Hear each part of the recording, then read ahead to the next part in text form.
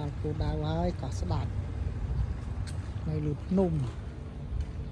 បាទមកដល់ក៏ស្ដាច់ហើយនៅលើនេះភ្នំចុះខាងក្រោមវិញគឺសិតតែទឹកណោះឃើញហើយឃើញក៏ស្ដាច់លំ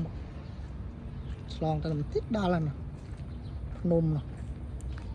ឥឡូវយើងនៅលើភ្នំនេះឡើយមកទម្លាក់អីវ៉ាន់បាទឥឡូវចាំអតិថិជននៅលើភ្នំនេះមកដល់ក៏ស្ដាច់ហើយបាទបើសិនមានពុកម៉ែបងប្អូនណាត្រូវការឡានជួលអាចទំនាក់ទំនងលេខទូរស័ព្ទទាំងពីរប្រព័ន្ធនេះលេខម្សៅទៅ97ការ៉េ8 712លេខ2ប្រព័ន្ធ Smart និង16នេះមាននៅ Telegram បាទសេវាកម្មទៅ25ខេត្តក្រុងបាទអីវ៉ាន់មានតែប៉ុណ្្នឹងតិចណាឥឡូវមកដល់ក៏ស្ដាច់ហើយឥឡូវរងចាំអតិថិជនគាត់មកទទួលបាទដឹងនៅកន្លែងណាកន្លែងណីទេឥឡូវដល់ព្រោះដាក់ហើយតែអតិថិជនដឹងនៅណាទេបាទបើសិនជាមានពុកម៉ែបងប្អូនណាត្រូវការឡានជួលដឹកទំនិញអីវ៉ាន់ឬផ្ទះការិយាល័យខុនដូស្ថាគារទៅ25ខេត្តក្រុង